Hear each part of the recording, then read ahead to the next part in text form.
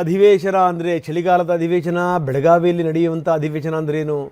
ಅದು ಪ್ರತಿಭಟನೆಗಳ ಆಗರ. ಒಂದಲ್ಲ ಒಂದು ಘಟನಾವಳಿಗಳು ಆಗಲೇಬೇಕು, ಒಂದಲ್ಲ ಒಂದು ರಾಮಾಯಣಗಳನ್ನು ನಡೀಲೇಬೇಕು. ಕೆಲವೊಂದು ಈ ರೈತರ ಆತ್ಮಹತ್ಯೆ ಘಟನೆಗಳಿಂದ ಹಿಡಿದು ಪ್ರತಿಯೊಂದು ವಿಚಾರ ತನಕನೂ ಕೂಡ ಅಲ್ಲಿ ಪ್ರತಿಭಟನೆಗಳಾಗಿವೆ. ಪ್ರತಿಭಟನೆಗೋಸ್ಕರ ಕಾಯ್ತಾ ಇರ್ತಾರೆ. ನೋಡಿ, ಈ ಉತ್ತರ ಕರ್ನಾಟಕ ಭಾಗದ ಸಮಸ್ಯೆಗಳ ಬಗ್ಗೆ ಚರ್ಚೆ ಆಗಬೇಕು ಅನ್ನುವಂಥ ಕಾರಣದಿಂದ ದೊಡ್ಡ ಉದ್ದೇಶ ಇಟ್ಕೊಂಡಲ್ಲಿ ಸುವರ್ಣಸೌಧ ಆಗಿರೋದು. ಆದರೆ ಅವರು ಮಾಡ್ತಿರೋದೇನು? ಬರೀ ಪ್ರತಿಭಟನೆ ಪ್ರತಿಭಟನೆ ಪ್ರತಿಭಟನೆ. ಅಲ್ಲಿಗೆ ಸದ್ದು ಗದ್ದಲಕ್ಕೆ ಮುಗಿದೋಗುತ್ತೆ. ಉತ್ತರ ಕರ್ನಾಟಕದ ಸಮಸ್ಯೆಗಳಿಗೆ ಪರಿಹಾರ ಹುಡುಕುವಂಥ ಪ್ರಯತ್ನ ಇಲ್ಲಿ ತನಕ ಆಗೇ ಇಲ್ಲ. ಪ್ರಶ್ನೆ ಬೇರೆ. ಇನ್ನು ಇವತ್ತಿನಿಂದ 19ರ ತನಕ ಅಧಿವೇಶನ ನಡೆಯುತ್ತೆ. ಈಗಾಗಲೇ ಎಲ್ಲರೂ ಸರ್ವ ರೀತಿಯಲ್ಲೂ ಸಜ್ಜಾಗಿದ್ದಾರೆ. ಯಾವ್ಯಾವ ರೀತಿ ಪ್ರತಿಭಟನೆ ಮಾಡಬೇಕು, ಏನು ಎತ್ತ ಎಲ್ಲದಕ್ಕೂ ಕೂಡ. ರಾಜ್ಯ ಸರ್ಕಾರವನ್ನು ಮುಜುಗರಕ್ಕೆ ಈಡು ಮಾಡಬೇಕು ಅಂತ BJP ಪ್ಲಾನ್ ಮಾಡಿಕೊಂಡಿದೆ.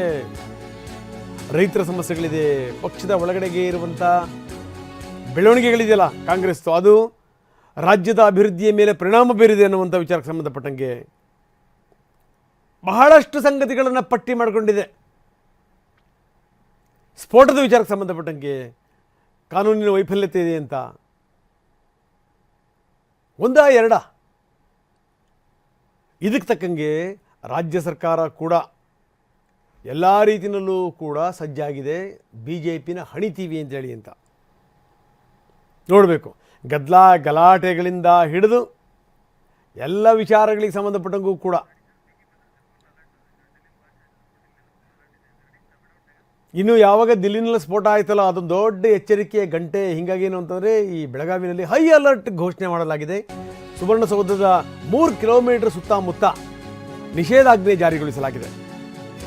ಭದ್ರತೆಗೆ 6,000 ಪೊಲೀಸರನ್ನು ನಿಯೋಜಿಸಲಾಗಿದೆ.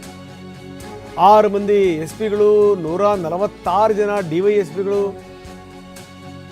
ಇನ್ಸ್ಪೆಕ್ಟರ್ಗಳು, ಸಬ್ ಇನ್ಸ್ಪೆಕ್ಟರ್ಗಳು,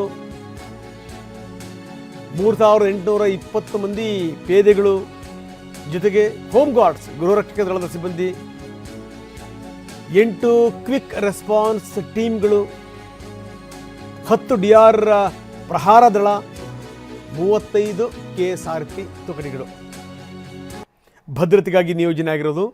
ಸುವರ್ಣಸೌಧ ಸೇರಿದಂತೆ ನಗರದಲ್ಲಿ ಒಟ್ಟು 800 CC ಕ್ಯಾಮ್ರಾಗಳನ್ನು ಕೂಡ ಅಳವಡಿಸಲಾಗಿದೆ. ಎಲ್ಲೂ ಕೂಡ ಯಾವುದೇ ಘಟನಾವಳಿಗಳು ಆಗಬಾರದು ಅನ್ನುವಂಥ ಕಾರಣಕ್ಕೆ.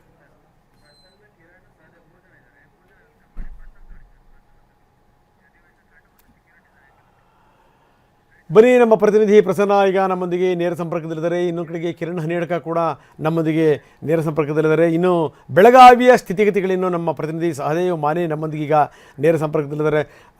ಮೊದಲು ಪ್ರಸನ್ನ ಅವರಿಂದ ಶುರು ಮಾಡ್ತಾ ಇದ್ದೀನಿ. ಪ್ರಸನ್ನ, ಸದ್ಯದ ಸ್ಥಿತಿಗತಿಗಳೇನು? ಯಾಕೆಂದರೆ ನಾನು ಹೇಳ್ತಾ ಇದ್ದೆ, ಈ ಉತ್ತರ ಕರ್ನಾಟಕದಲ್ಲಿ ಬೆಳಗಾವಿನಲ್ಲಿ ಅಧಿವೇಶನ ಆಗುತ್ತೆ ಅಂತಂದರೆ ಆ ಕಡೆ ಭಾಗದ ಸಮಸ್ಯೆಗಳಿಗೆ ಏನಾದರೂ ಪರಿಹಾರ ಸಿಗುತ್ತೆ ಅನ್ನುವಂಥ ದೊಡ್ಡ ಕನಸು ಕನವರಿಕೆ ಇತ್ತು. ಆದರೆ ಇಲ್ಲಿ ತನಕ ಆಗಿರುವಂಥ ಅಧಿವೇಶನಗಳು ಗದ್ದಲ, ಗಲಾಟೆ, ಪ್ರತಿಭಟನೆ, ಕೆಸರಚಾಟ ಅದಕ್ಕಷ್ಟೇ ಸೀಮಿತ ಆಗಿದೆ. ಇದು ಕೂಡ ಅದಕ್ಕಿಂತ ವಿಭಿನ್ನವಾಗಿ ನಿಲ್ಲುತ್ತೆ ಅನ್ನುವಂಥದ್ದೇನಿಲ್ಲ. ಅದು ಒಂದು. ಜೊತೆಗೇನು ಅಂದರೆ, ಈ ಬಾರಿ ಸರ್ವ ರೀತಿಯಲ್ಲೂ ಕೂಡ BJP ಸಜ್ಜಾಗಿದೆ, JDS ಸಜ್ಜಾಗಿವೆ. ಎರಡು ಒಂದು ಅಂದರೆ ಮಿತ್ರ ಪಾರ್ಟಿಗಳು ಸಜ್ಜಾಗಿರುವಂಥದ್ದು. ಹೇಗಾದರೂ ಮಾಡಿ ಸರ್ಕಾರವನ್ನು ಕಟ್ಟಿ ಹಾಕಬೇಕು ಅಂತ ಸರ್ಕಾರವೂ ಕೂಡ ಇವ್ರನ್ನ ಹಣಿಲಿಕ್ಕೆ ಸಿದ್ಧತೆಯನ್ನು ಮಾಡಿಕೊಂಡಿದೆ. ಹೇಗಿದೆ ಒಟ್ಟಾರೆ ಸ್ಥಿತಿ ಪ್ರಸನ್ನ? ರಂಗನಾಥ್, ಚಳಿಗಾಲದ ಅಧಿವೇಶನ ಇಂದಿನಿಂದ ಪ್ರಾರಂಭ ಆಗ್ತಾ ಇದೆ. ಬೆಳಗ್ಗೆ 11 ಗಂಟೆಗೆ ಎರಡೂ ಕಡೆ ಅಂದ್ರೆ ವಿಧಾನ ಪರಿಷತ್, ವಿಧಾನಸಭೆ ಎರಡೂ ಕಡೆ ಅಸೆಂಬ್ಲಿ ಪ್ರಾರಂಭ ಆದ ತಕ್ಷಣ ಉತ್ತರ ಕರ್ನಾಟಕದ ಸಮಸ್ಯೆಗಳ ಬಗ್ಗೆ ಹೆಚ್ಚು ಪ್ರತಿಧ್ವನಿಸಬೇಕು ಅನ್ನುವಂಥದ್ದು, ಇಲ್ಲಿನ ಸಮಸ್ಯೆಗಳ ಬಗ್ಗೆ ಹೆಚ್ಚು ಧ್ವನಿ ಎತ್ತಿ ನೀವು ಪ್ರಶ್ನೆಗಳನ್ನ ಕೇಳಬೇಕು ಅನ್ನುವಂಥದ್ದು ಎರಡೂ ಕಡೆಯಿಂದ ಕೇಳಿ ಬರ್ತಾ ಇರುವಂತಹ ಆಗ್ರಹ. ಆದರೆ ಸದ್ಯಕ್ಕೆ ಗಮನಿಸಿದ್ರೆ 16 ಅಧಿವೇಶನಗಳಲ್ಲಿ ಇದು ಒಂದು ಅಧಿವೇಶನ ಆಗುತ್ತಾ ಅನ್ನುವಂತಹ ಬೇಸರವು ಕೂಡ ಹಲವು ಮಂದಿ ವ್ಯಕ್ತಪಡಿಸ್ತಾ ಇದ್ದಾರೆ. ಯಾಕೆಂದ್ರೆ 16 ಕೋಟಿ ಖರ್ಚು ಮಾಡಿ ಈ ಬೆಳಗಾವಿಯಲ್ಲಿ ಅಧಿವೇಶನವನ್ನು ನಡೆಸಿದಾಗ ಉತ್ತರ ಕರ್ನಾಟಕದ ಜ್ವಲಂತ ಸಮಸ್ಯೆಗಳ ಬಗ್ಗೆ ನೂರಾರು ಸಮಸ್ಯೆಗಳಿದಾವೆ. ಪಟ್ಟಿ ಮಾಡ್ತಾ ಹೋದ್ರೆ ಅದು ಸಾಲೋದಿಲ್ಲ. ಅಂತ ಸಮಸ್ಯೆಗಳ ಬಗ್ಗೆ ಪ್ರಮುಖವಾಗಿ ಧ್ವನಿಯನ್ನ ಎತ್ತೋದಕ್ಕೆ ಎಲ್ಲರ ನಾಯಕರು ಸಹಕಾರ ಕೊಡಬೇಕು ಅಂತೇಳಿ ಮೇಲ್ನೋಟಕ್ಕೆ ಹೇಳಲಾಗ್ತಾ ಇದೆ. ಆದ್ರೆ ಒಳಗಿಂದ ಒಳಗೆ ರಾಜಕೀಯ ಕಾರಣಕ್ಕೋಸ್ಕರ ಈ ಬಾರಿಯ ಅಧಿವೇಶನ ಬಹಳ ಗಮನ ಸೆಳೀತಾ ಇದೆ. ಕಾಂಗ್ರೆಸ್ನಲ್ಲಿ ಇರುವಂತಹ ಗೊಂದಲಗಳು, ಗದ್ದಲಗಳು, ಅವುಗಳನ್ನ BJP ಮತ್ತು JDS ಹೇಗೆ ರಾಜಕೀಯವಾಗಿ ಬಳಸ್ಕೊಳ್ತಾವೆ ಅನ್ನುವಂಥದ್ದು ಪ್ರಮುಖ ಆಗುತ್ತೆ. ಇದೇ ಕಾರಣಕ್ಕೋಸ್ಕರ ಇದೀಗ ಮೇಲ್ನೋಟಕ್ಕೆ ಉತ್ತರ ಕರ್ನಾಟಕದ ಸಮಸ್ಯೆಗಳ ಬಗ್ಗೆ ಚರ್ಚೆ ಆಗಬಹುದು ಅನ್ನುವಂತಹ ನಿರೀಕ್ಷೆಯನ್ನ ಇಟ್ಕೊಳ್ಳಲಾಗಿದೆ. ಸರ್ಕಾರದ ಸರ್ಕಾರದ ಮುಂದೆಯೂ ಕೂಡ ಈ ರೀತಿಯ ಸವಾಲುಗಳಿಗೆ ಉತ್ತರ ಕೊಡಬೇಕಂತ ಒಂದು ಅನಿವಾರ್ಯ ಪರಿಸ್ಥಿತಿ ಇದೆ. ಕೃಷಿಗೆ ಸಂಬಂಧಪಟ್ಟ ಹಾಗೆ, ರೈತರ ಸಮಸ್ಯೆಗಳಿಗೆ ಸಂಬಂಧಪಟ್ಟ ಹಾಗೆ ಬಿಜೆಪಿ ಬಹುತೇಕ ಧ್ವನಿ ಎತ್ತಬಹುದು. ಮತ್ತು ಉತ್ತರ ಕರ್ನಾಟಕದ ನೀರಾವರಿ ಸಮಸ್ಯೆಗಳ ಬಗ್ಗೆಯೂ ಕೂಡ ಇಲ್ಲಿ ತುಂಗಭದ್ರಾ ಜಲಾಶಯಕ್ಕೆ ಒಂದು ಕ್ರೆಸ್ಟ್ ಗೇಟ್ ಅನ್ನು ಅಳವಡಿಸೋದಕ್ಕೂ ಕೂಡ ಸರ್ಕಾರದ ಕೈಯಲ್ಲಿ ಆಗಿಲ್ಲ ಅನ್ನುವಂಥ ರೀತಿಯ ಪ್ರಶ್ನೆಗಳು ಎದುರಾಗುವಂತಹ ಸಾಧ್ಯತೆಗಳಿದ್ದಾವೆ. ಮತ್ತು ಹೈದರಾಬಾದ್ ಕರ್ನಾಟಕ ಭಾಗದಲ್ಲಿ ಕ್ಯಾಬಿನೆಟ್ ಮೀಟಿಂಗ್ಗಳನ್ನ ಮಾಡಿದ್ರಿ, ಆದರೆ ಅದಾದ ಬಳಿಕ ಏನಾಯ್ತು? ಉತ್ತರ ಕರ್ನಾಟಕ ಭಾಗ, ಕಿತ್ತೂರು ಕರ್ನಾಟಕ, ಹೈದರಾಬಾದ್ ಕರ್ನಾಟಕ ಕೇವಲ ಹೆಸರುಗಳು ಘೋಷಣೆ ಆಗ್ತಿದೆ.